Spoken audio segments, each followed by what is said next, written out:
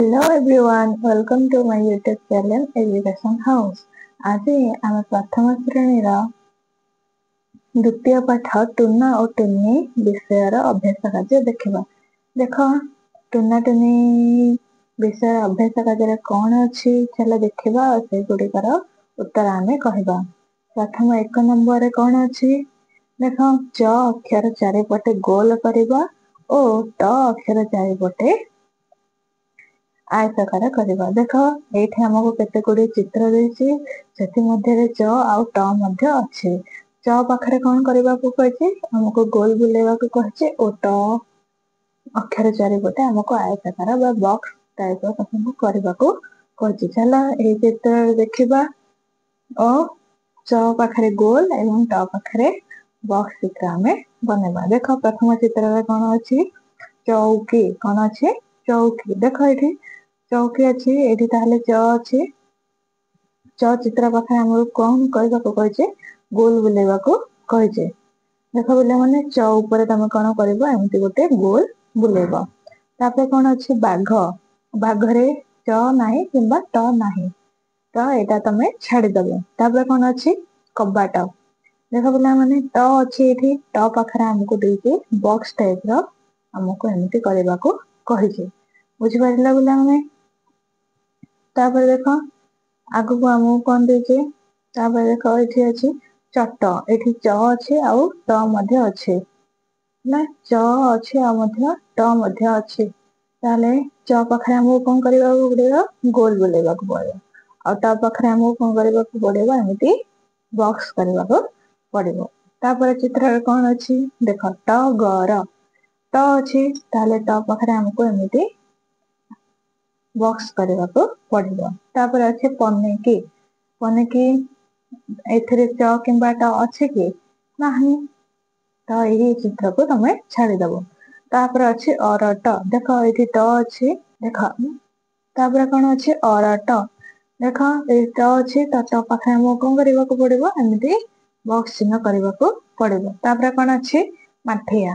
ମାଠିଆ। ମାଠିଆର ଅଛି କଣ ଚ କିମ୍ବା ଟ କି ଅଛି କି?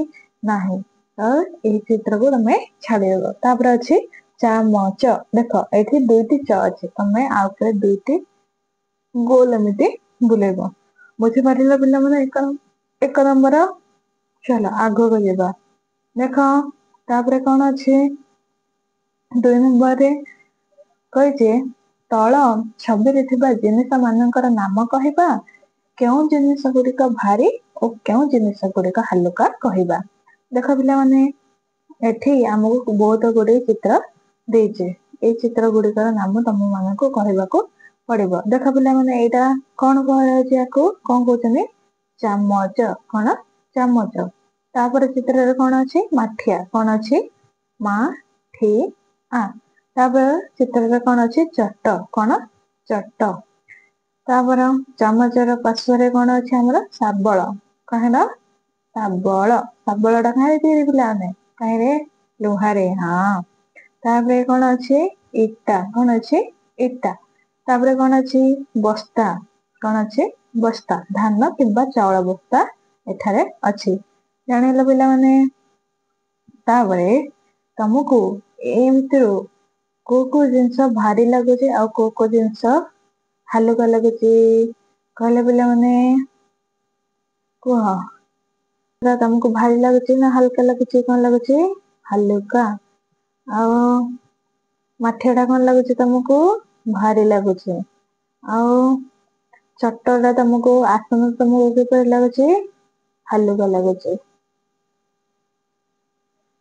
ଶାବଳ କିପରି ଲାଗୁଛି? ଭାରି। ଇଟା ଭାରି। ବସ୍ତା ଗୁଡିକ ଭାରି। ବୁଝିପାରିଲ ପିଲାମାନେ? 2 ନମ୍ବର। ଚାଲ ତାପରେ 3 ନମ୍ବର କଣ ଦେଇଛି ଦେଖ। ଘରେ ଥିବା କେତୋଟି ଭାରି ଜିନିଷର ନାମ କହ? ତମ ଘରେ ଏମିତି ଜିନିଷ ଥିବ ଯାହା ତମେ ତାକୁ ଧରିଲେ ତମକୁ ମାନଙ୍କୁ ଭାରି ଲାଗୁଥିବ। ଯେମିତିକି ଆମର ଖଟ, ଆଉ କଣ ପେଢୀ, ଆଉ କଣ ଆଲମାରି, ଆଉ ଲୁହାର ଜିନିଷ ଯେମିତି କିି ଶାବଳ, କାଟି ए सबु गुड़िक तुमको धरिले कौन लगे भारी लगुଥାଏ। तापर 4 नंबर कौन कहछि छवि देखी तଳ ଲେଖା ପଢିବା। प्रथम चित्र कौन अच्छी छटिया तापर चप्पल तापर चित्र रे खट तापर चाबी तापर चित्र रे चटू तापर चित्र रे चक। बुझी पारला पिला माने 4 नंबर। तापर अच्छी 5 नंबर। 5 नंबर रे छवि देखी कहवा। देख ए छवि रे केते जण अछंदी 2 जण गोटे पुरुष आ गोटे महिला। देखि पारुछ पिला माने देखि पारुछ एई छवि देखू छवि दुईटी चित्र अच्छी पुरुष और महिला ସେଥିରେ ଆମକୁ କେତେ ଗୁଡିଏ ପ୍ରଶ୍ନ ଆମକୁ ଦେଇଛି ସେଇ ଛବିକୁ ଦେଖିକିରି ଆମେ ସେଇ ପ୍ରଶ୍ନର ଉତ୍ତର ଗୁଡିକୁ ଦେବା। କହିଛି ପ୍ରଥମ ପ୍ରଶ୍ନ କଣ କିଏ ଧୋତି ପିନ୍ଧୁଛନ୍ତି କହିଲେ ଦେଖି ଏଠାରେ କିଏ ଧୋତି ପିନ୍ଧୁଛନ୍ତି ବାପା। କିଏ ବାପା। ତାପରେ ଆଉ କଣ କଣ ପିନ୍ଧିଛନ୍ତି ଏଠାରେ କଣ ଚପଲ କୁର୍ତ୍ତା ଚଷମା। ତାପରେ ଗ ନମ୍ବର କ୍ୱେଶ୍ଚିନ୍ ତୁମ ଘରେ ଆଉ କିଏ କିଏ ଅଛନ୍ତି ବାପା ମା ଭାଇ ଭଉଣୀ ଜେଜେବାପା ଜେଜେମା ଦାଦା ଆଉ ଖୁଡି। କିଏ ଶାଢୀ ପିନ୍ଧିଛନ୍ତି ମା। ସେ ଆଉ କଣ କଣ ପିନ୍ଧିଛନ୍ତି ଚପଲ ଚୁଡି ହାର କାନର ଟିକିଲି ଆଉ ବ୍ଲାଉଜ। ପୁରୁଷ ମାନେ ଆଉ କଣ କଣ ସବୁ ପୋଷାକ ପିନ୍ଧୁଛନ୍ତି ତମ ଘରେ ତମ ଭାଇ ତମ ଦାଦା ତମ ବାପା ସବୁ ଆଉ କଣ ପୋଷାକ ପିନ୍ଧୁଛନ୍ତି ସାର୍ଟ ପିନ୍ଧୁଛନ୍ତି ପ୍ୟାଣ୍ଟ ପିନ୍ଧୁଛନ୍ତି ଗଞ୍ଜି ପିନ୍ଧୁଛନ୍ତି ଆଉ କଣ ଲୁଙ୍ଗି ପିନ୍ଧି ଥାଉଛନ୍ତି ଏସବୁ ଚଷମା ଚପଲ ଘଣ୍ଟା ଏସବୁ ତମ ଘରେ ତମ ବାପା ଭାଇ ମାନେ ପିନ୍ଧି ଥାଉଛନ୍ତି।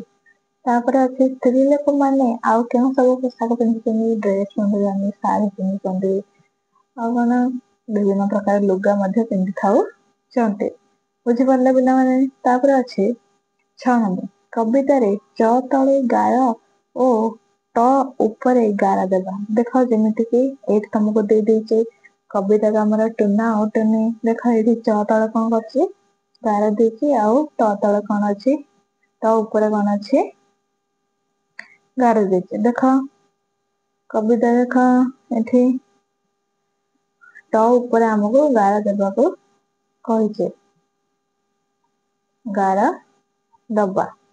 ଦେଖ ଏଠି ଟ ଏଠି ଟ ଆଉ କଣ ଏଠି ଚ ଅଛି ଚ ତଳେ ଗାର ଦବା ଏଠି ଚ ତଳେ ଗାର ଦବା ଏଇଠି ଟ ଅଛି ଟ ଉପରେ ଗାର ଦେବା ଚ ତଳେ ଆଉ କଣ ଟ ଉପରେ ଆଉ କଣ କହିଛି ପିଲାମାନେ ଟ ଉପରେ ଗାର ଦେବା ଏଠି ଚ ତଳେ ଚ ତଳେ ଚ ତଳେ ଗାର ଦେବା ଚ ତଳେ ଗାର ଦେବା। ତାପରେ ଆଉ କଣ କହିଛି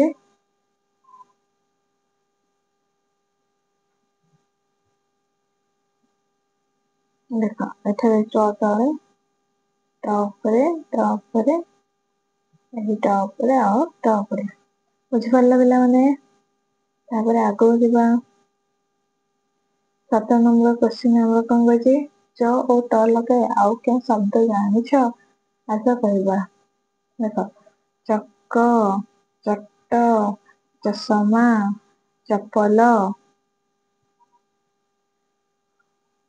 ଚକଲେଟ ଆଉ ଟ ରେ କଣ ଟଗର ଆଉ କଣ ଟସର ଆଉ କଣ ଟମାଟୋ ଆଉ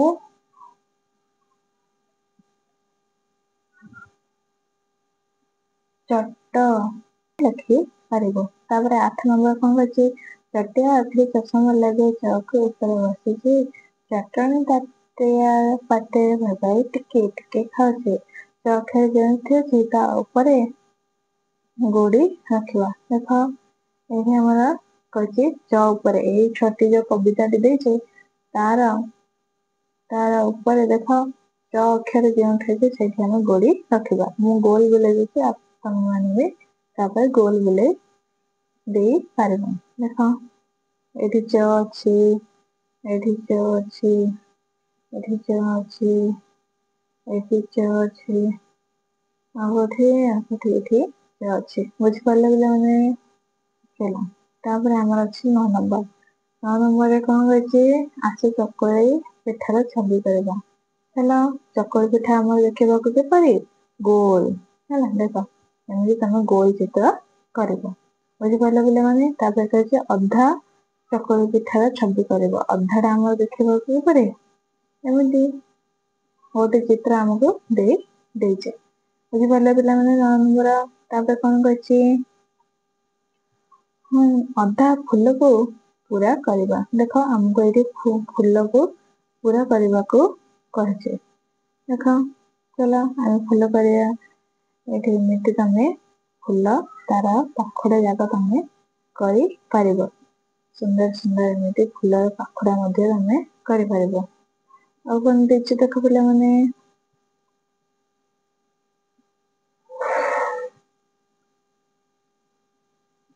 10 ନମ୍ବରରେ ଦେଖିବା। 10 ନମ୍ବର କଣ କହିଛି ଆମର? ଦେଖ, ଛବି ଦେଖି କହିବା। ଦେଖ, ଏ ଛବିରେ କିଏ କିଏ ଅଛି? ଗୋଟେ ବେଙ୍ଗୁଲି ନାନୀ ଆଉ ମାଙ୍କଡ। ବେଙ୍ଗୁଲି ନାନୀ ଆମର କଣ କରୁଛି? ଚକୁଳି ପିଠା ବନଉଛି। ଚାଲ, ଆମର କେତେ ଗୁଡିଏ ପ୍ରଶ୍ନ ଦେଇଛି, ସେ ପ୍ରଶ୍ନର ଆମେ ଉତ୍ତର ଦେବା। ବେଙ୍ଗୁଲି ନାନୀ କଣ କରୁଛି? କଣ କରୁଛି? ଚକୁଳି କରୁଛି। ପିଠା କରିବା ପାଇଁ କି କି ଜିନିଷ ଦରକାର?